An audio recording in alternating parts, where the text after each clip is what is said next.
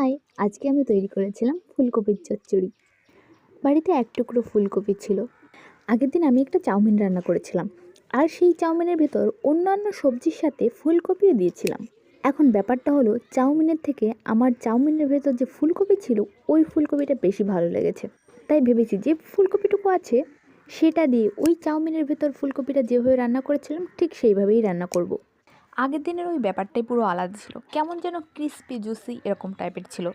তাই আমি ওই চাউমিনের ফুলকপির ফ্যান হয়ে গেছি। আর তোমরা তো দেখতেই পাচ্ছ ফুলকপির কী অবস্থা, কাল বাদে পরশু মা ওটা ফেলেই দেবে। তাই ভাবলাম আমি আমার কাজে লাগিয়ে নিই। তাই ফুলকপিটা ছোট করে কেটে নিয়েছি, সাথে রসুন কুচি আর এই যে আদা গ্রেট করে নিয়েছি।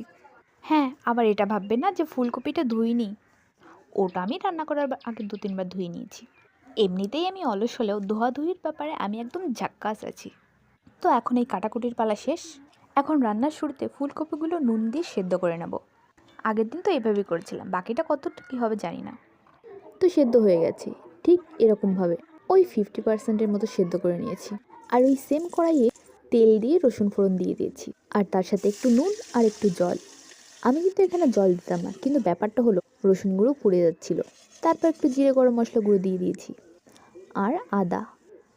আর এটা কিন্তু লঙ্কা পেস্ট, আমার নিজের হাতে স্পেশাল তৈরি লঙ্কা পেস্ট। এটার জন্য আশা করি সুন্দর একটা কালার আসবে। আর এটা দিয়েছি 1 চামচ সয়া সস। এমনি সব কিছু ঠিকঠাকই ছিল, কিন্তু আমি যখন রান্না করতে এসেছি এর ভিতরে তো পেঁয়াজ দেওয়ার কথা ছিল, ডিম দেওয়ার কথা ছিল, সেগুলো কোথায়?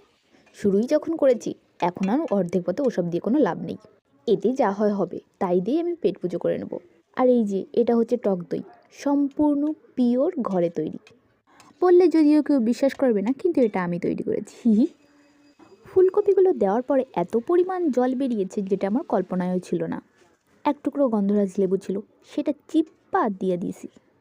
আর ঝোল শুকনো শুকনো হবে তখনই একটা টমেটো কুচিয়ে দিয়ে দিয়েছি।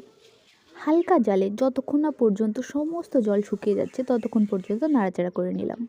তো হয়ে গেল আমার ফুলকপি চচ্চড়ি। স্মার্ট ভাষায় এটাকে কলিফ্লাওয়ার রোস্টও বলা যেতে পারে। এটাতে কিন্তু আমি একটুও হলুদ দিই। এটা একবার ট্রাই করা যেতেই পারে, আশা করি মন্দ লাগবে না।